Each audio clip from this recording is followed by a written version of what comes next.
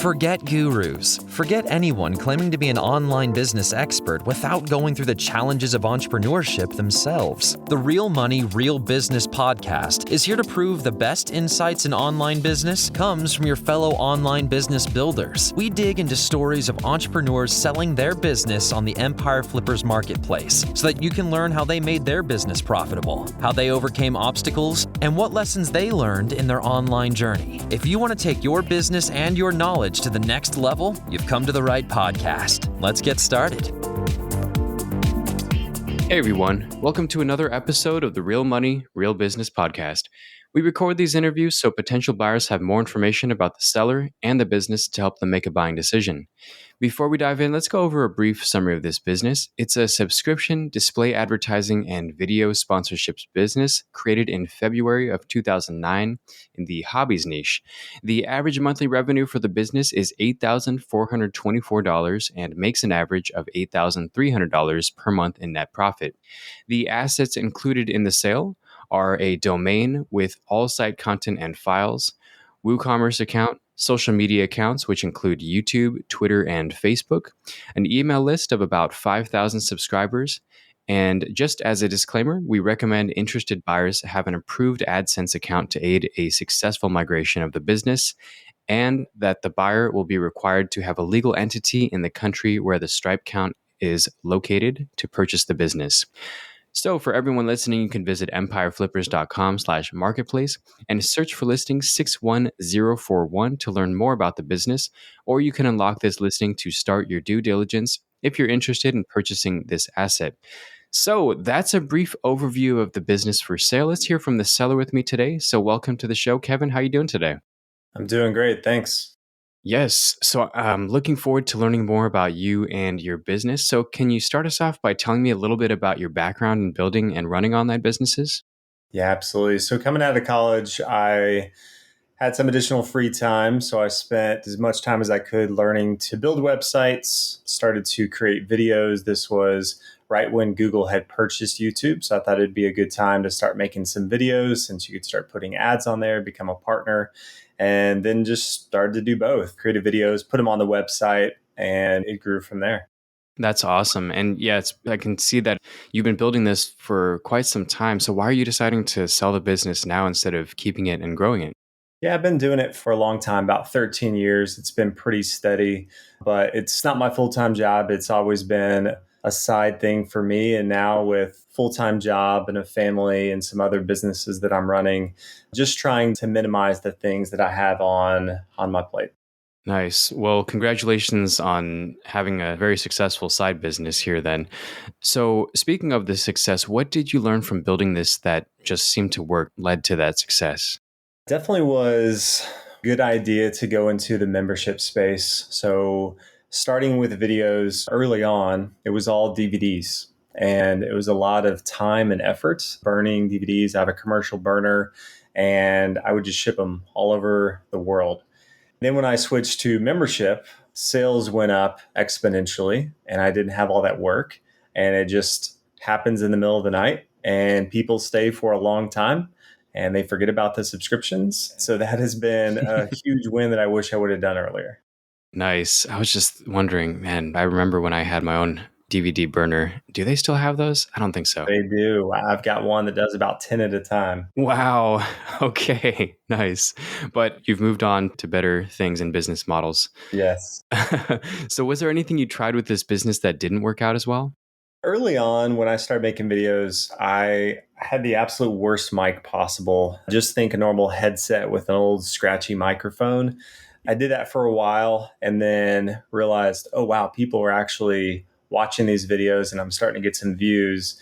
And if I'm going to start paying or asking people to pay for membership, I should probably upgrade the microphone. So I learned pretty quickly that if you are going to ask people to pay money, you should probably upgrade your equipment. Nice. Well, good on you for, I guess, growing the business and then making those adjustments as you saw fit. Okay, so let's talk about traffic. How is traffic generated for this business? The vast majority of it comes from just normal Google search terms. So this is in the chess space. So really all of your main keywords that you would think about within chess. So chess openings, chess strategy, chess famous games, chess puzzles, chess traps. It's going to be in the top 5 of those. So because it's been around so long, 13 years, has quite a bit of content that has backlinks, and search engine optimization is, all there. So it's ranking extremely well for, any chess opening you could come up with. Like, it's going to rank extremely well. But also there is a component of YouTube. So it's one of the top chess channels in the world for chess. And so quite a bit of traffic comes from YouTube as well. Yeah, I was looking at that. That's an enormous channel there. So congratulations on just really growing your verticals on YouTube as well. All right. So you've built this business. It's been several years. So I assume you are more in the maintenance phase as opposed to the initial growth phase. So can you describe the amount and the type of work that you do on this business for maintenance now? Yeah, so I spend probably 3 to 4 hours a week.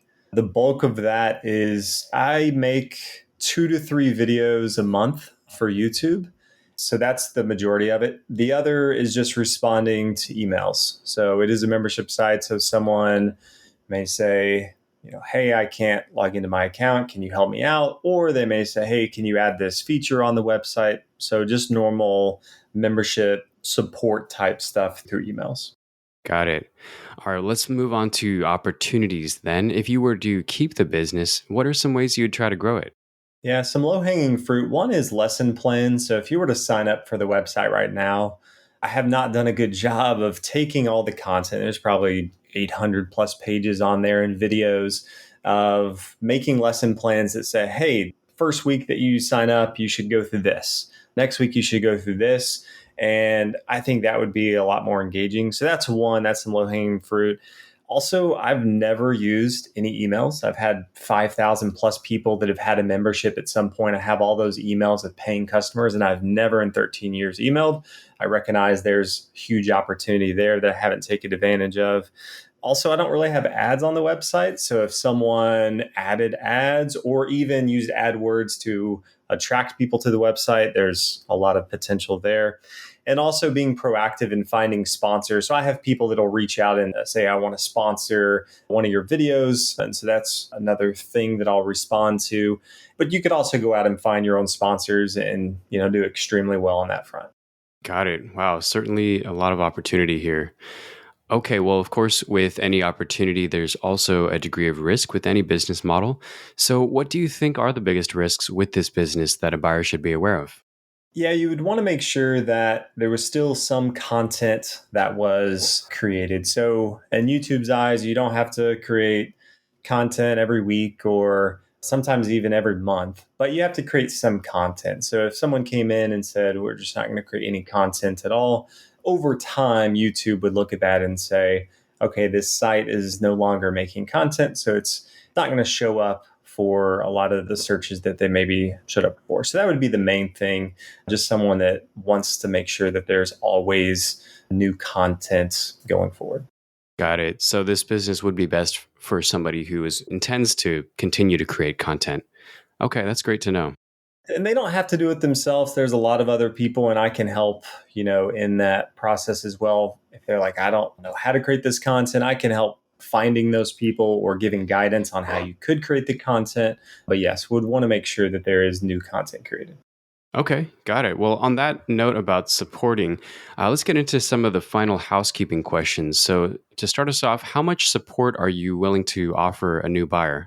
Yeah, standard 30 days, email, phone, happy to hop on a Zoom or Skype call, answer any questions, can go through the back end of how I manage the website, can go into all the software I use to create all the content for the videos, any and all that. I want to make sure the site's successful for the long term.